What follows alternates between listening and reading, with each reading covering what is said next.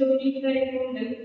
അപ്പൊ എല്ലാവരും പറയുമ്പോ മൂന്നാമത്തെ ആയിട്ട് തന്നെ പറയുമ്പോ മതി അങ്ങനെയുള്ള ഒരു ഇതാണ് എപ്പോഴും കേൾക്കാറില്ല.